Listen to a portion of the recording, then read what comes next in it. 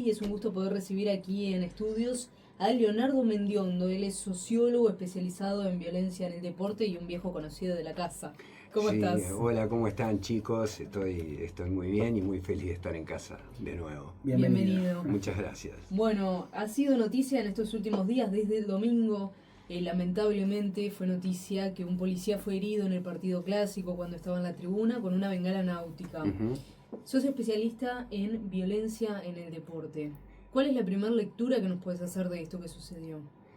Que nos sorprende, que es un problema que arrastramos desde hace casi 40 años, cuando en 1987, en enero de 1987, hicieron la separación de hinchadas por primera vez. A partir de allí, la historia se repite ininterrumpidamente hasta el presente. Eso como horizonte de contraste para sentar las bases de una opinión sobre lo que pasó el domingo. Yo creo que estas cosas son en cierta medida inevitables.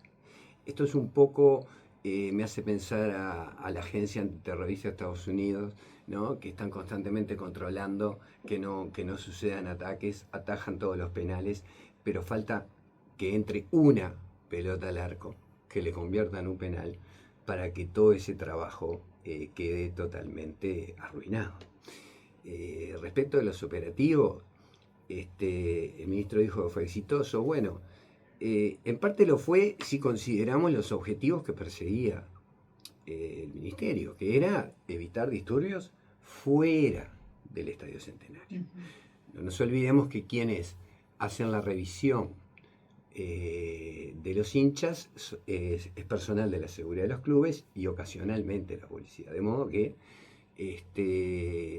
nadie sabe, o por lo menos yo no sé, si esas personas tienen la calificación adecuada, como por ejemplo conozco miembros de seguridad de Barcelona o de Real Madrid, donde realmente son personas que no son guardias de supermercados, sin despreciar, es decir, de gente que tiene un talento, una preparación, una formación tanto para la disuasión como para la represión, ¿verdad? Entonces, desde ese punto de vista, yo creo que hay que ser muy respetuosos, muy cuidadosos con la crítica, porque aquí de lo que se trata es de mejorar el país. Y creo que para mejorar el país hay que meterle mucho pienso.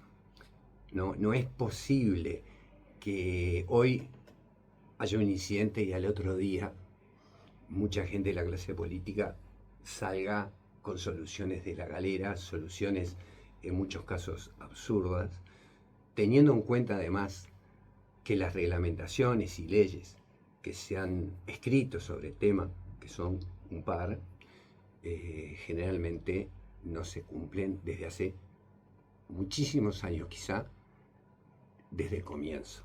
Y después, si tenemos tiempo, analizaremos algunos aspectos de eso que no se cumplen. Sí, en ese sentido, algunos periodistas acá de la casa decían, bueno, no sé qué tanta expectativa me puede generar que haya nuevos anuncios, nuevas reuniones, después de que después de tantos años, para la redundancia, sigue pasando lo mismo. ¿A usted genera algo de eso o crees que, bueno, se está encontrando alguna salida? A ver, es difícil verlo desde la óptica presente. Quizás estaría bueno remontarse un poquitito hacia atrás para poder dimensionar mejor el fenómeno. Hubo una separación de hinchadas, como decía, hace casi 40 años, que fue una decisión nefasta. ¿Por qué? En descargo de esa decisión, las autoridades se enfrentaron por primera vez a estos inconvenientes. ¿Ok? Y dijeron, bueno, vamos a partir la torta, una hinchada para un lado, otra hinchada para otro. Pero les recuerdo, y sobre todo a la gente joven, que en el año 85 salimos a la democracia.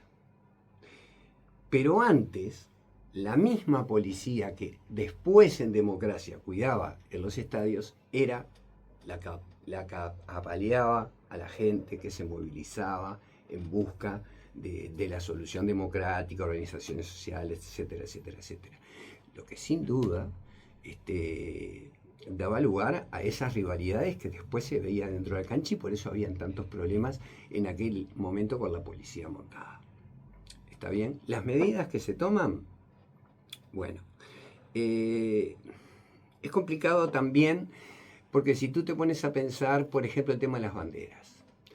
En la ley del año 2006, la 17.951, en su artículo 3, ítem 2, decía que se iba a reglamentar, ¿verdad?, el tema de las banderas. Eso ocurre por un acuerdo recién en 2013. Y en 2008, a través de otro acuerdo, se llega a la decisión de controlar a quién se le daba las entradas. En ese momento, es decir, que no se le den entradas a personas peligrosas. En ese momento, los clubes, y justo fue el momento de mi trabajo de investigación, le daban entradas a las barras las revendían, pero se las revendían a cualquiera. No tengo motivos para pensar de que en el 2008 haya cambiado, ¿verdad? Y ahora actualmente no sé cómo está la cosa, pero sí sé que las barras tienen relaciones directas con los dirigentes, ¿verdad? Porque también las barras son funcionales a los clubes. En el caso de clubes que no querían jugar en canchas chicas, se les daba a la barra más entradas de lo habitual, ¿verdad? Y estaba todo el caldo de cultivo pronto para que hubiera problemas. Y efectivamente el problema por una consigna del club que no quería jugar en canchas chicas. De modo que muchas veces la dirigencia utilizó en el pasado, no sé si en el presente, a las barras para la consecución de sus objetivos políticos deportivos. Esto me lleva a pensar de que tiene que haber un enorme sinceramiento de todo el mundo, de los clubes, del ministerio, de la Asociación Uruguaya de Fútbol, dado que ese sistema fútbol no es observado por nadie. Creo que se necesitan otros saberes que al mismo tiempo evalúen. No, más allá, o sea, no creo en las autoevaluaciones ni en las autocríticas. Sí creo en miradas objetivas desde la academia que puedan analizar el fenómeno fútbol más allá de las personas que están vinculadas al fútbol, que son muchísimos actores y donde hay muchísimos intereses, muchísimas relaciones cruzadas con el mundo también de la política. En fin, es todo muy oscuro, no es nada transparente cómo se movilizan. Las medidas se nombran, pero nunca se explicitan por un porqué. Es decir, ahora decidimos que las banderas grandes no entran. Yo no entiendo el motivo. El único dato que tengo es una discusión parlamentaria de la ley de 17.951, en el cual se establecía que debajo de las banderas grandes se producían episodios de sexo. Bueno, algo tan disparatado como eso, y el que estuvo en un estadio y el que estuvo alguna vez debajo de una bandera, sabe que eso es un delirio. Entonces, cuando ocurre un incidente, nadie planifica operativos para que salgan mal, ¿verdad? Pero cuando algo sale mal, inmediatamente se empiezan a pasar facturas políticas. Y ahí es donde tengo la sensación de que no importa la gente, no importa nada, lo que importa es sacar un rédito y pegarle al que de pronto hizo las cosas bien o no. Pero también es importante decir, bueno, ¿cuáles eran los alcances del operativo? ¿Era el estadio? No, no era el estadio. Eran las inmediaciones del estadio. Y desde ese punto de vista no hubo problemas. El tema del control de los objetos que se entran a la cancha, bueno, parte la policía, pero parte también la seguridad privada de los clubes. Lo que a mí me parece realmente increíble, chicos, es que nosotros en el año 2001, sin ningún tipo de recursos, haciendo una investigación, logramos descubrir cómo ingresaban las cosas en aquel momento al estadio, y era algo increíble. ¿Y cómo era? No, eso no lo voy a revelar. Pero tenían su ingenio, digamos. Y la creatividad de los hinchas es realmente increíble, increíble. ¿Por qué? Porque también hay que ponerse del otro lado en la piel del hincha. Yo sé que todo el mundo cree que es cuestión de un grupito de inadaptados. Y sí, son parte del problema. Pero también parte del problema es la complicidad que históricamente hubieron con los clubes. Asociación Uruguaya de Fútbol, Ministerio del Interior. Estoy hablando, digamos, en el largo tiempo, no estoy hablando de esta administración, estoy hablando de la pasada. Entonces, cuando vos ves que esas decisiones que toman las personas que nosotros elegimos para que nos gobiernen o sean oposición, no le ponen un pienso, y lo único que importa es establecer coordenadas para dejar mal parado a quienes están en la gestión en su momento, allí es cuando te das cuenta que la deshumanización o el poco interés realmente por mejorar el país es más que evidente. Y eso creo que nos tendría que llamar a la reflexión, como uruguayos bien nacidos, para tratar de buscarle no una solución, porque esto es un problema que trasciende al fútbol. Roberto da Mata decía, el antropólogo brasileño, que el fútbol vivido, practicado, teorizado y discutido es una de las vías a través de las cuales una sociedad se permite ver y descubrir. Y sin duda el fútbol nos muestra lo que somos como uruguayos, es como una pequeña muestra de lo que ocurre cotidianamente en la calle, con la inseguridad. Me quedé con algo que decías que era un error lo de haber dividido las hinchadas en Sí. su momento. ¿Vos te imaginás que puedan compartir espacio en 2025? No. Cuando damos un paso atrás, pasa con el caso de la pobreza, por ejemplo. Tú das un paso atrás y luego recuperarlo te lleva décadas. Décadas lleva a recuperar esos pasos que das atrás. En aquel momento está la justificación de que se enfrentaban a un fenómeno nuevo, pero cada vez que intervenimos en la sociedad, chicos, generamos consecuencias indeseadas, ¿verdad? Es como cuando usamos un auto por comodidad, qué lindo. ¿Cuál es la consecuencia indeseada? Que estamos polucionando el planeta, ¿ok? Bueno, cada vez que intervenimos en la sociedad, en algún sentido, generamos consecuencias indeseadas.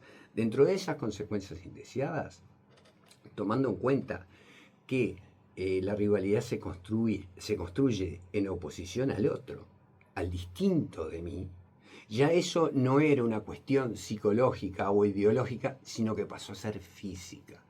El que está enfrente a mí es el enemigo. Y lo que me sorprende es que después de 40 años y más, de 50 medidas, de diferente tenor, con diferente intensidad en cuanto a su aplicación, seguimos en la misma. Entonces, creo que llegó la hora de no cobrar facturas políticas, creo que llegó la hora de meterle un pienso, creo que llegó la hora de sincerarse y creo que llegó la hora también de introducir otros conocimientos que puedan analizar también lo que hacen los actores del fútbol. Por ejemplo, la academia. ¿Consideras que falta consultarle a la academia? Yo creo que faltan estudios, ¿verdad? Por ejemplo, el artículo 5 de la ley de 2006, en el ítem 6, afirma que la comisión honoraria debe, entre sus múltiples funciones, realizar estudios acerca de la causa y la consecuencia de la violencia en los espectáculos deportivos. Ahora bien, explicado en términos sociológicos, averiguar causas y consecuencias responde a la pregunta ¿por qué sucede? Eso es un diseño de investigación profundamente complejo, que tenés que tener habilidades técnicas muy definidas para poder dar con esas causalidades, aunque es igualmente difícil. Es un poco como cuando estamos enfermos, ¿no? Hay gente que por sus creencias va a un curandero y otra va a un médico, pero sin duda no vas a un zapatero o a un electricista. Bueno, esto es un poco lo mismo. Cuando, digamos, la soberbia política desarrolla soluciones absurdas en muchos casos, cuando... Hablas del particular del proyecto de ley, por ejemplo, que está en el Parlamento, del diputado de Gisdonian? ¿O si te parece que es un plan que podría funcionar? Lo que dice Cisjonian ya está en el artículo 1. Se considera violencia toda acción de derecho y de palabra, por ejemplo. También dijo que es importante que regrese la policía. Bueno, para mí eso es un disparate. Es un disparate ¿por qué? Porque la sociedad, como te decía, hay gente que Toto da Silveira acuñó los inadaptados de siempre. Esos mismos inadaptados de siempre, en el año 80, en los primeros, les decían los locos lindos de la Ámsterdam. De los locos lindos de la Ámsterdam para no ser los inadaptados de los inadaptados a los violentos. Hay que ser muy tonto para no darse cuenta que en ese transcurso y cambio de las hinchadas hubo un profundo cambio social. De gente muy linda que iba a divertirse a gente que mata o tira una bengala con la potencialidad de matar o herir muy gravemente con secuelas para toda la vida, hubo un cambio social profundo. Y ese cambio social profundo se ve en esa tendencia creciente en todos los niveles de violencia, desde homicidios y demás, etcétera, etcétera. Y parece que no nos damos cuenta, parece que la solución es solamente la represión. No hay soluciones creativas, no hay un pienso. De ahí que yo apelo a la inteligencia nacional, entendida esta por la gente que domina los distintos temas, a ponerle pienso y a contar con la colaboración de las distintas instituciones que no te la piden.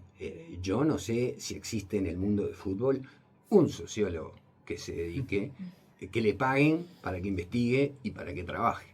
¿Y crees que es posible replicar algún modelo que se haya usado en otro país para tratar de aplacar esta problemática? Tampoco.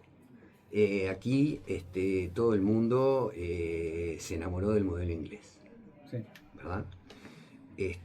Inaplicable en Uruguay. Yo cuando trabajé con Christopher Walley, director de los estadios, estamos en el Estadio Centenario y me dice, qué maravilloso monumento al fútbol, pero acá no se puede jugar. O sea, es una pieza de museo. Y estamos hablando del Estadio Centenario, que es nuestro mayor escenario deportivo. No te digo nada de las canchas chicas y no te digo lo que pasa en el interior. ¿Está bien? Entonces, tomamos soluciones. En aquel momento, cuando querían tomar el modelo inglés, resulta que Inglaterra tenía una cámara cada 12 personas. Pero bueno, había 0 cámaras, ¿no?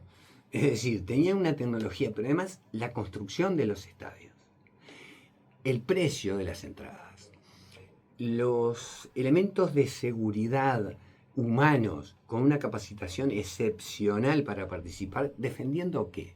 Defendiendo un negocio multimillonario que era vendido, ¿verdad?, a toda Europa. Entonces dijeron, bueno, estamos perdiendo terrible plata, vamos a ponernos las pilas. Aún así, hay otro detalle, hay detalles pequeños.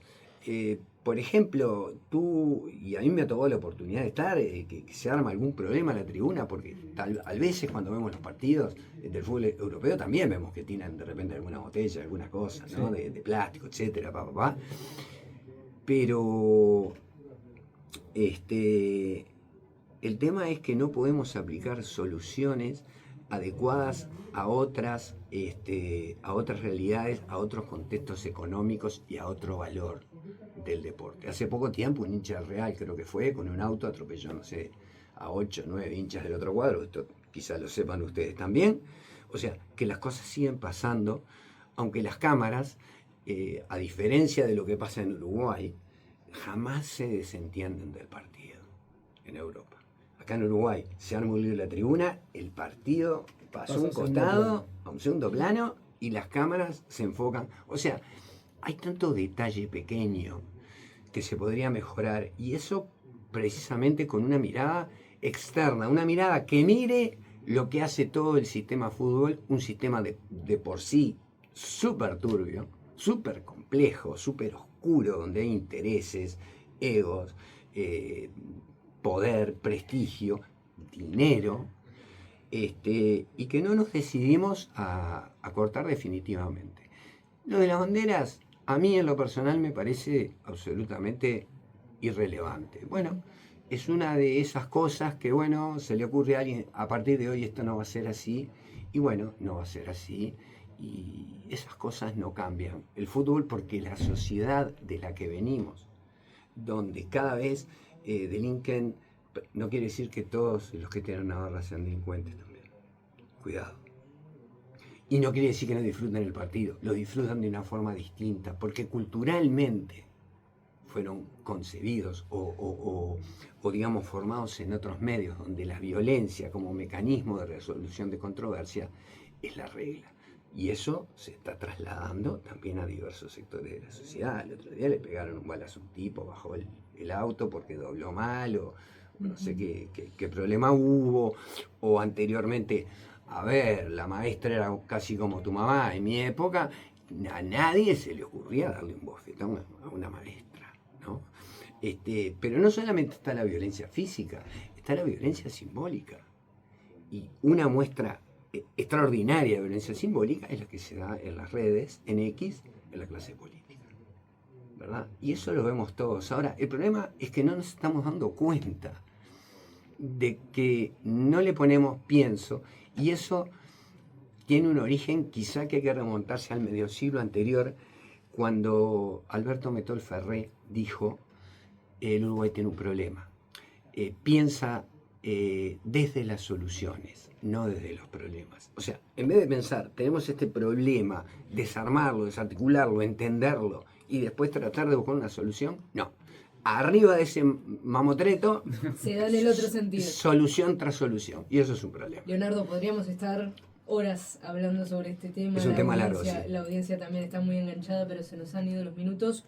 Muchas gracias, fue un gusto poder recibirte. El placer fue mío y muchas gracias por invitarme a lo que considero mi casa nuevamente, a las órdenes. Muchas gracias. Ahora es momento de hacer una breve pausa y ya venimos con el cierre de Informativo Sarandí. Juan. Le agradecemos a Leonardo Mendiondo, sociólogo especializado en violencia en el deporte, que estuvo aquí en Informativo Sarandí.